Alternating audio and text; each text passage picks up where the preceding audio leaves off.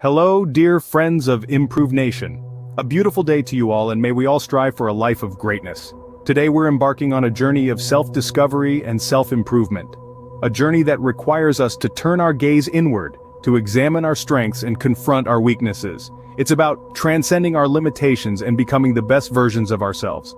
Remember, as Carl Jung once said, "Who looks outside dreams, who looks inside awakes." This is our mantra for today's conversation. We'll explore strategies to overcome our weaknesses, cultivate positive habits, and take quick actions towards improvement. We'll learn to focus on ourselves, to fix what's broken, and to do more of what's already useful, positive, and productive. It's a journey of transformation, a journey towards greatness. Remember, the battle is within ourselves. Let's uncover the hidden potential that awaits. In a world filled with distractions, it's easy to lose sight of who we truly are.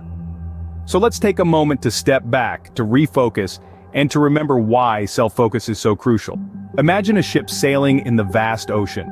Without a compass, it's easy for that ship to veer off course, get lost, or even worse, crash. Now consider yourself as that ship, and self-focus as your compass. It's that essential tool guiding us through life's vast ocean, helping us stay on course, avoid obstacles, and reach our desired destination. But often, we get caught up in external distractions, be it social media, other people's opinions, or societal pressures. These distractions can make us lose sight of our true selves, leading us to stray off our path. And when we lose ourselves to these distractions, we give in to bad habits, which can further push us away from our goals. Bad habits like procrastination or negative self-talk can be detrimental to our growth. They can make us feel stuck, unproductive, and can even lead to a decline in our mental well-being. But the good news is that these habits are not permanent. They can be changed, they can be overcome, but it all starts with self-focus. Self-focus allows us to evaluate ourselves honestly. It helps us to see where we stand, what we need to change, and how to go about it. It's like holding up a mirror to ourselves, not to criticize or belittle, but to understand and improve. Moreover, self-focus is not about being self-centered or egotistical. It's about acknowledging our strengths, our weaknesses, and our potential. It's about taking responsibility for our actions, our decisions, and ultimately, our lives. So let's make a commitment today to focus more on ourselves, to break free from external distractions, and to overcome our bad habits. Remember, self-focus is not a one-time act. It's a lifelong journey of self-improvement and self-growth. The journey to self-improvement begins with a single step, a step towards self-awareness. So take that step today, because the only person you should try to be better than is the person you were yesterday. We all have weaknesses, but it is our choice whether to let them define us or to rise above them. Yes, you heard it right. Every single one of us has weaknesses. They're as much a part of us as our strengths. But here's the thing about weaknesses. They're not set in stone. They're not tattooed on our foreheads. They're not the be-all and end-all of our existence. They are mutable, changeable, and entirely within our power to transform. Now, you might be thinking, transform my weaknesses? Easier said than done. And you're right, it's not a walk in the park. But let's look at it this way. Imagine a potter at his wheel, a lump of clay in front of him. That clay, it's got weaknesses. It's soft, it's impressionable, it's shapeless. But the potter, with his skilled hands and his vision, he doesn't see that clay as weak. He sees potential. He sees a chance to create something beautiful and unique, and so it is with us. Our weaknesses, they are our clay. And we are the potters. With determination, with perseverance, we can mold our weaknesses, shape them into something we can be proud of. We can turn our impatience into a drive for efficiency, our shyness into thoughtful listening, our fear of failure into a hunger for learning. Let's take a real-life example. Think of Thomas Edison, the man who invented the light bulb. He was told as a child that he was too stupid to learn anything. But he didn't let that define him. Instead, he used it as a springboard, pushing himself to invent, to create, to change the world. His weakness became his strength. So my friends, remember this. Weaknesses are not permanent. They are merely challenges that we have the power to overcome. The next time you're faced with your own weaknesses, don't shy away. Embrace them, work on them, and watch as they become your greatest strengths. Because in the grand scheme of things, it's not our weaknesses that define us, but how we choose to respond to them. Habits shape us, and it's up to us to ensure they shape us for the better. Let's talk about habits, shall we? They're the silent architects of our lives, quietly shaping our actions, our thoughts, our very selves. The beauty of habits is that once they're established, they require little to no conscious effort.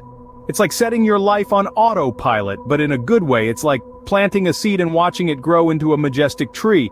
That's why it's so vital to cultivate positive habits. These are the seeds that will grow into a forest of success, happiness, and fulfillment. Every positive habit you develop is like a brick you're adding to the fortress of your success. So, how do we cultivate these life-changing habits? Well, it starts with identifying what habits you want to develop. Do you want to read more, exercise regularly, spend less time on social media? Once you've identified your desired habits, it's time to make a plan. Start small. Rome wasn't built in a day, and neither will your habit castle. If you want to read more, start with a page a day. If you want to exercise, start with 10 minutes a day. The key is consistency. Remember to reward yourself. Positive reinforcement is a powerful tool in habit formation. Did you read that page today? Great. Have a cookie. You deserve it. And finally, be patient with yourself. Change takes time. There will be days when you mess up, when you skip a day, when you question why you're doing this in the first place. That's okay. It's part of the process. The journey to cultivating positive habits is not a sprint, it's a marathon. It's not about perfection, it's about progress. It's not about the destination, it's about the journey. So let's embark on this journey together, brick by brick, habit by habit. Let's cultivate the positive habits that will shape us into the best versions of ourselves. Positive habits are the building blocks of a successful life. Let's start building today. Change doesn't happen overnight, but every quick action brings us one step closer. Let's dive into the nitty-gritty of quick actions for self-improvement. You see, we often get caught up in the grandeur of transformation, the idea of turning our lives around in a significant way, but the truth is, change is incremental. It's the small, everyday actions that accumulate over time to create a significant impact. These are the quick actions we're talking about. Imagine your goal is to read more.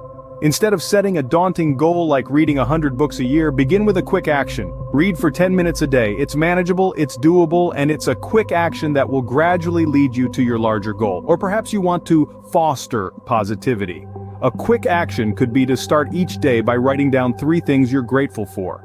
This simple act can shift your mindset and help you focus on the positive aspects of your life. Now you might be wondering, how do I get started with these quick actions? Here's a strategy. Use triggers. A trigger is something that prompts you to take action. It could be a time of day, a location, even an event. For example, if you want to start meditating, you could use waking up in the morning as your trigger. As soon as you wake up, you meditate for 5 minutes.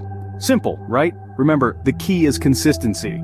Quick actions might seem insignificant on their own, but it's their repetition over time that leads to substantial change. Also, don't be too hard on yourself if you miss a day or two. The goal is progress, not perfection. So start today. Identify a quick action that aligns with your self-improvement goals. Set a trigger, and then take action. Every day. Every action, no matter how small, brings us closer to the person we aspire to be. So, let's get moving on our journey of self-improvement, one quick action at a time. We've journeyed through the path of self-improvement together. Now let's recap what we've learned. We began by understanding the importance of focusing on ourselves. Remember, we cannot pour from an empty cup. We then moved on to overcoming weaknesses, the first step to which is acknowledging them. It's okay to have weaknesses, it's human. The key is to work on them, break them down, bit by bit. We then delved into the power of positive habits. Cultivating them is like planting a seed. It takes time and patience, but the fruit is worth it. We wrapped up with the need for quick action. It's essential to act swiftly before bad habits take root. In this journey of self-improvement, it's important to remember it's not about perfection, but progress. Let's continue to strive for self-improvement, for as we improve, so does the world around us.